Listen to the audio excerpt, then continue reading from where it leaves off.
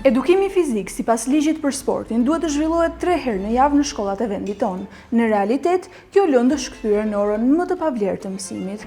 Në dhjetor 2021 u premtuan 5 milion euro për sportin në shkolla, por nxënësit nga gjithë Shqipëria raportojnë të njëjtin model.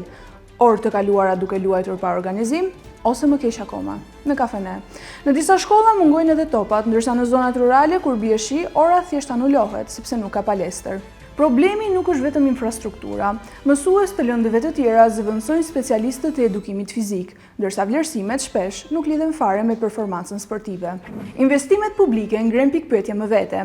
Gjatë viteve 2021-2024 rikonstruktuan 26 ambiente sportive me një kosto prej 1.3 miliard lekësh, por analiza e dokumenteve tregon një devijim prej mbi 500 milion lekësh, ose rreth 85% më shumë se planifikimi fillestar. 7 shkolla rezultojnë pa një kosto fillestare të planifikuar në raportet e Ministrisë së Arsimit dhe të Sportit. Edhe projekti ekipet sportive në shkolla ka lënë jashtë shumë shkolla rurale, pasi kriteret kërkojnë ambiente sportive funksionale dhe një numër minimal ekipesh, pikërisht këto kushte që këto shkolla nuk i plotësojnë. Edhe nëse në kryeqytet kushtet janë më të mira, ka ende një tjetër paradoks. Palestrat publike jepen me qira për aktivitete sportive pas mësimit, ndërsa prindrit raportojnë pagesa cash pa kupon tatimor.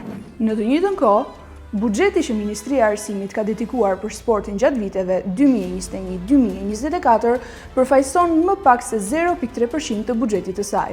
Pasojat shihen te shëndeti. Sipas OBSH-s, 1 në 3 fëmijë në Shqipëri është mbi peshë.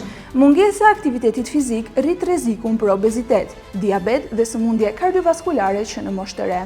Premtimet kanë qenë miliona, por rezultatet vazhdojnë të maten me oborre bosh. Nota fiktive dhe një brez që i mungon një nga disiplinat më rrënjësore për mirëqenien e tyre, ajo sportive.